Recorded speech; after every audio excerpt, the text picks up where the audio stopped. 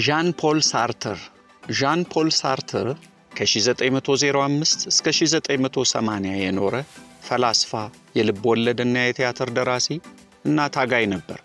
ሁለቱን የዓለም ጦርነቶች እልቂት ያዩት የ20ኛው ክፍለ ዘመን አውሮፓውያን በድሮ አስተሳሰብ ሊወስኑ አልቻሉም።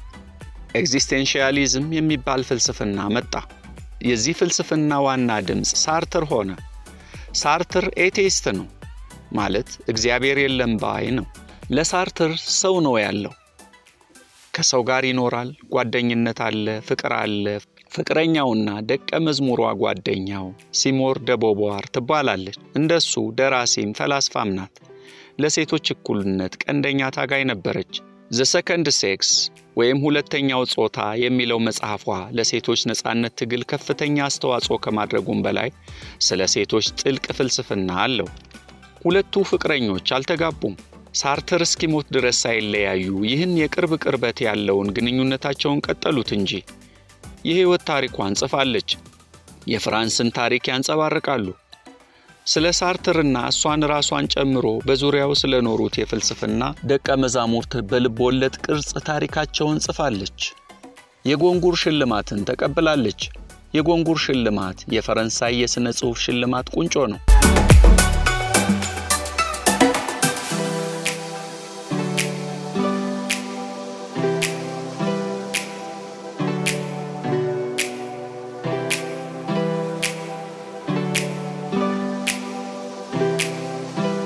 ሳርተር ስራውን እየሰራ ለሰው ጊዜ አያጣም። ማንንም ሰው ከሳርተር ጋር ለመነጋገር ፈልጎ ጊዜ የለኝም ብሎ አያውቅም። ውይይቱን የፈለገውን ሰዓት ወይም ሰዓታት ያህል ጊዜ ሊወስድ ይችላል። ሳርተር ጊዜ አለው። አንድ ልም ያለ ዱርዬ ሌባ ጎረምሳ የእስር ቤቶች ደንበኛ ነበር። ዣን ጄኔ የተባለ እስራት ላይ ያለ አንድ ተውኔት ጻፈና ለሳርተር ላከለት እልኝ ብሎ። ሳርተር አነበበውና ተገረመ። ወስዶ ለሚያውቃቸው የቲያትር ባለሙያዎች ሰጣቸውና አነበቡት፣ ወደዱት፣ ሰሩት። የፈረንሳይ ቲያትር ሰማይ ላይ አዲስ ደማቅ ኮከብ ብቅ አለ። የፈረንሳይ ቲያትር አዲስ ፈርቅ ቀደደ። በዚህ ከንቱ ዱርዬ ጎረምሳ ሳርተርና ዣኔ በጣም ተቀራረቡ።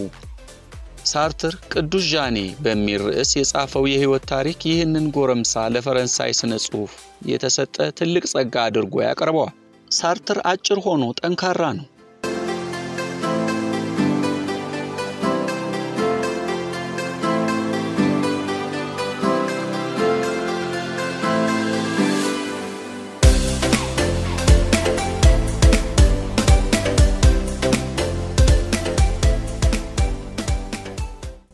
ወፍራም መነጽር ያደርጋል። ፈላስፋና ደራሲ ብቻ አይደለም፣ ጦረኛም ነው። ፍርሃት አያውቅም።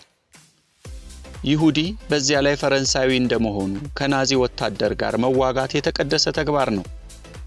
በጦር ሜዳ ቆስሎ ተይዞ ከዳነ በኋላ ከአንድ ዓመት እስራት አመለጠ።